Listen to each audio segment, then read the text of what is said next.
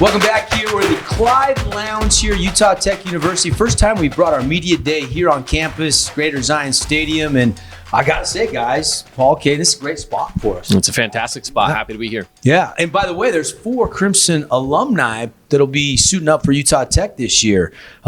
Jay Sweeten, Jacob Zarate, Ziggy Zagapoulou, and there's one more I'm forgetting right now. Jackson Griffiths. Yeah. And, Coach, I know you take a lot of pride in seeing alumni move on and play next level football, and that's kind of exciting. Let's start with you, Coach Wainatron. Let's get, a recap on the offseason from the comeback win over Spanish Fork, claiming a state championship, to now, and a preview of this year's team. You guys got a whole new group of kids coming in as upperclassmen and leaders. Yeah, we find ourselves in the same situation where, we've lost 16, 17 starters, and we got to fill some roles again. It's kind of the situation we're in at Crimson where, these seniors are replacing seniors, and that's what we want. I mean, you try to build championships off of upperclassmen and pepper in some underclassmen where and when it makes sense, and so these guys have been through the system and have been waiting their turns, and it's exciting to see them fill new roles and seats. You talk about waiting your turn, Coach, and in other programs that's easier said than done. It's hard for guys to sit and not play. What has it been in your program that's had guys like a Ryder Sherrod sit behind a steel barbin for years and then step into the role and be a star? Like, are these guys just ready and waiting, or are they just grooming in their time whenever you're getting them prepared? Yeah, I think it's a combination of both, right? I actually just talked to them yesterday about this. It's these guys have a buy-in in the program of what it can do for them on and off the field, right? And we focus more so off the field and know that on the field's a byproduct of that. But we talked yesterday very deeply about just understanding your role, learning what that is. And these guys played different roles last year, and they did a great job in their roles. They maximized their roles. And now they've expanded their roles, and that's kind of where we're at, right? You think about it, the analogy I gave them is it's like, I work for a software company, and you come in there at a sales entry level, and you kind of work your way up to an account executive, and you work your way up to – that's what these guys have done. They've just earned their promotion over time. And when you do it that way, there's a level of buy-in and commitment that these young men are excited to have their moment and their opportunity to go and leave their mark and make their legacy. How has the offseason been? Give us kind of, are you ahead of schedule where you thought you'd be? That was a very special group. You had your sons on the team. Yeah. It's tough always to say goodbye to seniors, but you've done that before. But how quickly is this team, stepped in and off and running? I would tell you there's certain aspects we're for sure ahead. There's defensively, like guys like Nate Entz here, who's kind of just licking his chops behind McKay Wright and waiting his turn. And you think about the opportunity Nate's had to watch, observe, learn, see how things are done. I mean, there's no one better than McKay to be able to watch and observe. And now Nate's just been, Diedrich and a bunch of our other linebackers are kind of just now waiting for their opportunity to go, all right, I've learned from them, and now I'm going to add my spin to it and my flavor, and now here's Nate Entz. Right, and so it's exciting to watch them come into their new roles and seats and feel it, and now make their own mark and let people know that it's Nate Entz's time, it's Diedrich Moore's time, it's Bryce Strickland's, it's LJ's, and they're excited for that. Now, Crimson Cliffs football, the name Crimson Cliffs football for the last 2 seasons is synonymous with championships. Yeah. That's got to be the target again right now, right? Nothing short of championships, right? You know what? We never really try to focus on that. Honestly, people think that that's just talk, but if you ask these young men, we don't talk about championships. One game at a time. And it's more so just focusing on other more important things that we focus on in the program. This senior class, they played in 3 championships. Freshman year, we lost in the state championship. Their sophomore year, they won it. Their junior year, they won it. And here we are at their senior year. So talk about a team that understands what winning's about and what it takes. They've been given all the lessons and had a front row seat to it. You don't start off slow, Coach, right out of the gate, Lone Peak. Yeah. So last year started off with a tough one with Morgan, and this year Lone Peak. What do you got for the first game? Are you guys, how close to ready are you for an opponent that strong? I don't know if you can ever be ready. I mean, these guys, they are a contender and probably, right up there at the top to win it, with the Snow Canyons and the Snow Canyons, the Corner Canyons, forgive me. I think Lone Peak's pretty special. They had a special team last year, and they bring a bunch of those guys back. So plus they inherited the Pula twins from Timpview and a couple other kids from Timpview, and so they're pretty loaded. I've talked to our guys all the time. It's a process, We're not there to try to make noise and try to beat Lone Peak. That's not the goal. The goal is just to try to figure out who we are and learn who we are and start to refine that as the season goes on and hopefully get to a point where we can peak and start competing at a high level for the run that they want to make. Yeah, piggyback that. It doesn't get any easier. Just a quick look at their preseason. Provo, one of the top 5A teams. Yep. Then Cedar Valley, the Aviators, another bigger classification. And then Brighton. So everybody, you're not playing once down a level in preseason. No. I mean, our options were limited. We asked quite a few teams, and we just didn't get the opportunity to play some of the other teams. But our MO is this: we like to play big teams, at least 2 or 3 of them. I mean, what better way to test your mettle and find out who you are and see how much you really want to do this thing than to play against some of the big boys. And so we played the Timpviews, we played the Binghams, and I think it's really good for these young men to go see the standard that it is out there and try to make sure that we start living up to that. And from a physical standpoint, there's nothing better to prep us than playing these type of teams. We'll get to the players in just a second, but Coach, if you can, just go back to Rice-Eccles Stadium for a second. I know you played here for Crow, and you've got a long history as a player, and now as a long history as a coach, starting with Coach Munkers, working away to now what you're doing now, back-to-back state champions. But that moment, that second half, how do you describe it, now that you've had some time to reflect on it? It's pretty simple for me. I don't think we as coaches can take too much credit, and any coach that tries to take credit's completely wrong. I think that's a bunch of young men who loved each other enough that they weren't going to give up, right? We just had the conversation. It's a difference of want versus willing. I think both teams wanted it, but at the end of the day, one team was willing to do what it takes to continue to go. And I also think it's Coach Smith from the other team from Spanish Fork. He's very gracious, great coach. I have utmost respect for Dustin Smith. He pretty much told me, he said, hey, it's the difference of your team being to multiple championships and state finals, and that was the first time our team was on a big stage like that. He's like, your guys were playing to keep fighting. My guys were just trying to hang on in those waning moments. And he says winning breeds winning, and he's right. There was a moment where our guys knew how, they've been there, done that, and they knew how to rise to the occasion. Bunch of young men that just made it happen.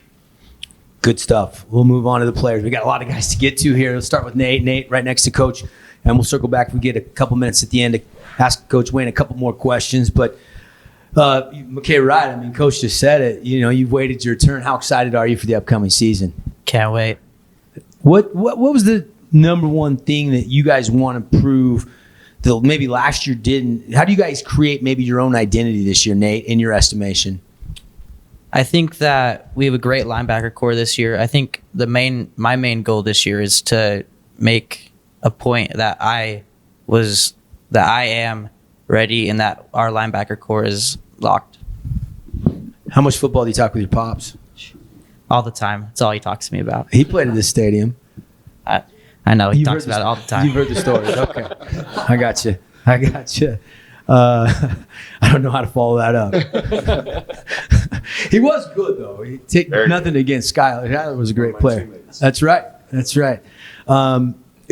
Any individual goals? I know team goals always come first, service projects, all that with your team and coaching staff. But what would you like to do? Is it 100 tackles in the cars this year for you? I feel like as long as I give enough effort that I feel good about that year, then that'll make me happy. Let's go to Dougie. Dougie, congrats on the baseball state championship right here at Utah Tech last spring. It's amazing. Heck of a performance. How many rings you got total now? I got 3 now. Okay. Yeah. You got a little catching up to do to get to 5 with McKay. McKay's showing me up a little bit. You could tie him with the football and the baseball again. I definitely could. Yeah, it'd be great. Yeah. Coach Wayne always reminds me that, hey, just because he's a great pitcher, he also is a great offensive lineman for the football team. Coach, make sure and point that out.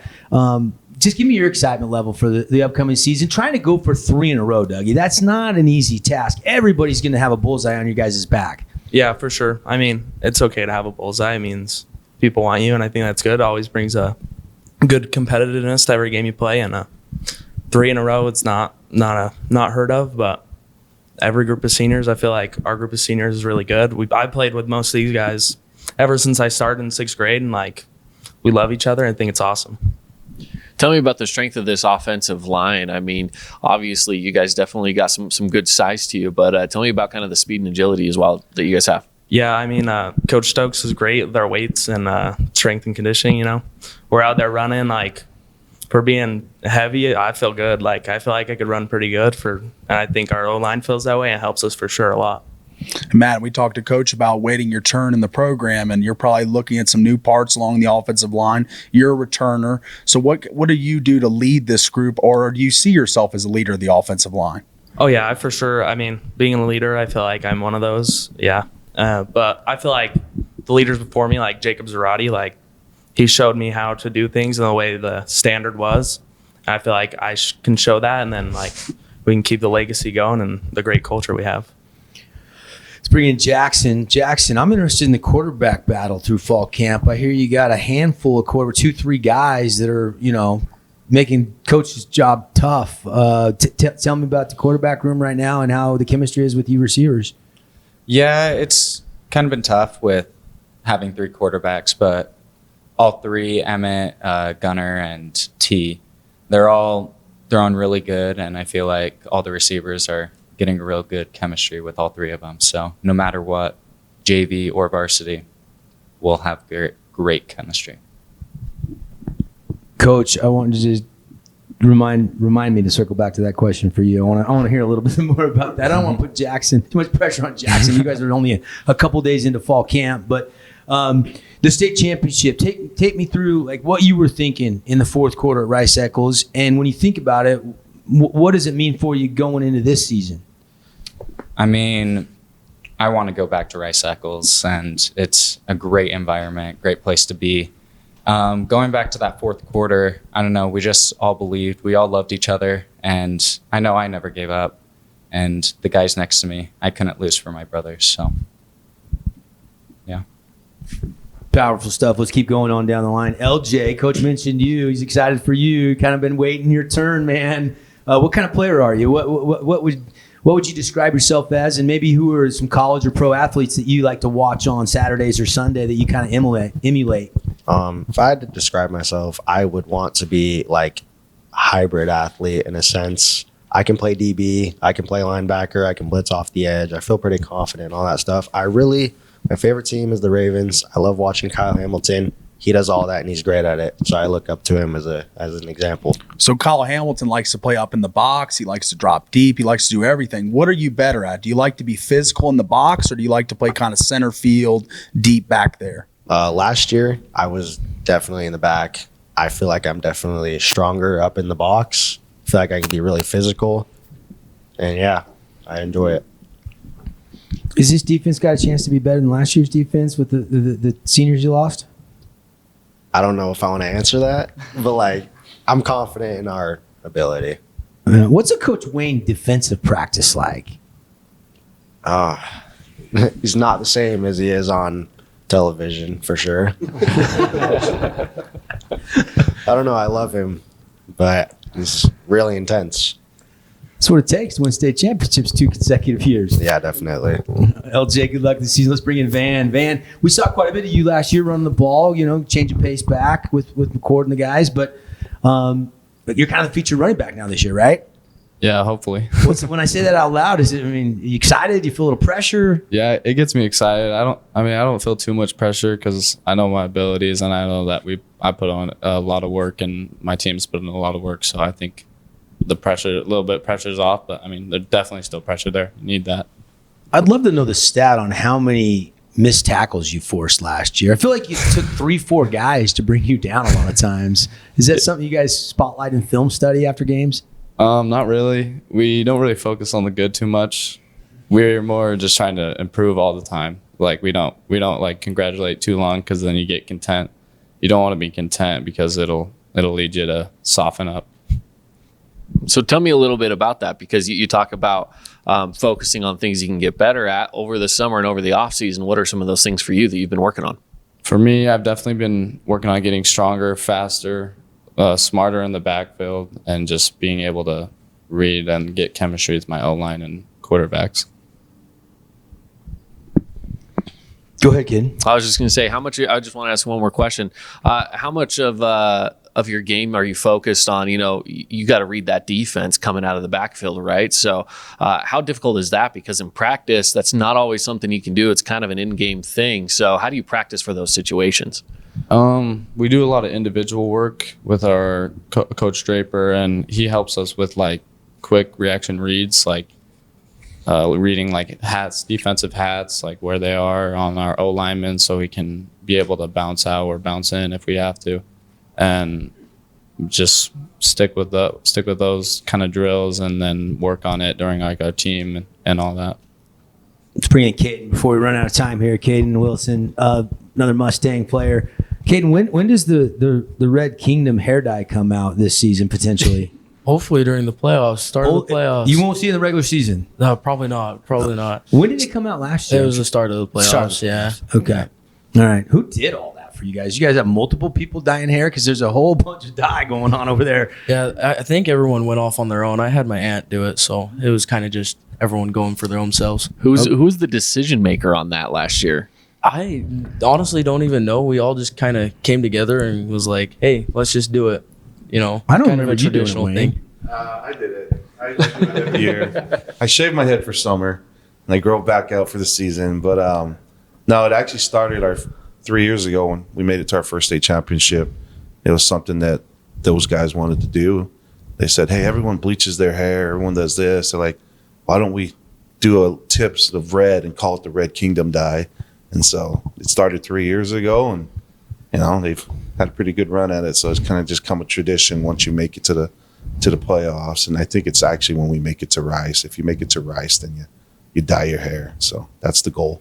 Let's ask Kaden a real football question. Kaden, what's the team goal this year that you guys have vocalized, if you have set those goals yet? And what's maybe one individual goal that you're focused on for yourself? I think as a team, it's just working better to get better every week, and go into games and play our hearts out and go into film and just look for everything to get better at, obviously your end goal is you want to go as far as possible, but we don't really talk about that nor focus on that as much. We just go game by game, practice by practice, and make sure that we're playing at our full potential. My own goal is just, playing as much as possible and trying to get bigger and stronger and faster. Because I'm not super big for an O-lineman, so I got to make up somehow. Just go against Coach Wayne in practice. Coach, you still got any D tackles, bull rushes you can do on these guys? You still get down in a three-point stance once in a while? The mind's always willing, but not the body. So, eventually you got to know when to hang it up. So I just let them demonstrate for each other.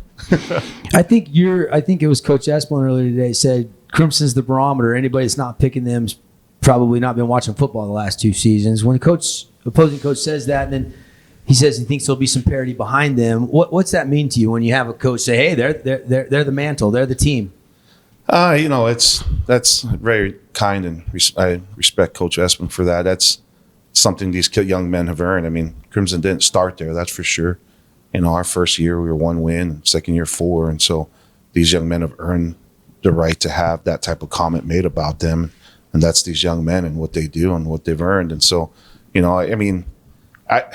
I personally always think the barometer should always be the amount of starters that are coming back. Ridgeline, they're the favorites overall because of the amount of starters that these guys have, and about 10 of them started as freshmen, and now they're all seniors, and so I think since then everyone thought every year they were going to be the ones. And so, here in the region, you look at Pineview, they're pretty dangerous. They got 10 out of their 11 offensive starters coming back, and overall I think they've got 16 starters, and so I think they're going to be the most dangerous team in the region. And when you look at Snow Canyon, I think they've got the second most returning starters, and then Dixie third, and I think Hurricane's right there. Hurricane, I think, is on the rise, and Coach Cowan does great things over there, and he's doing things the right way and building from the ground up. So I mean, this region is going to be tough.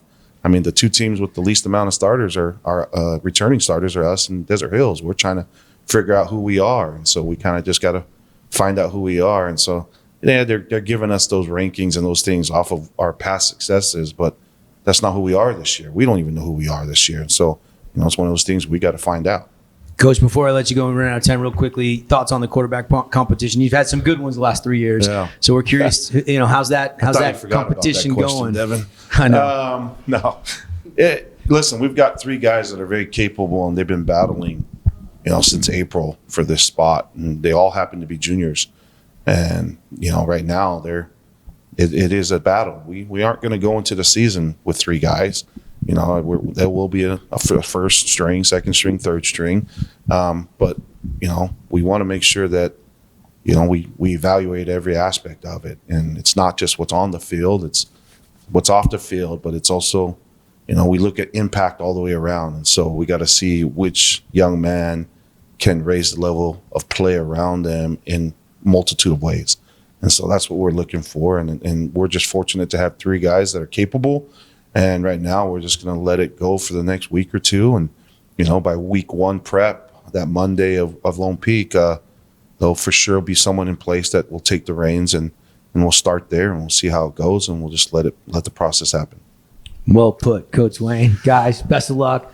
Going for the 3P. We got a ton of Crimson games right here all season long on the Fan Sports Network. And thanks for representing the rest of your teammates. And, Coach, always a pleasure. Appreciate you. Thanks for having us. All right, not done yet. We'll take a break. When we come back, preseason awards, the preseason poll. We'll break it all down. We'll put a bow on our 2025 Region 9 Football Media Day.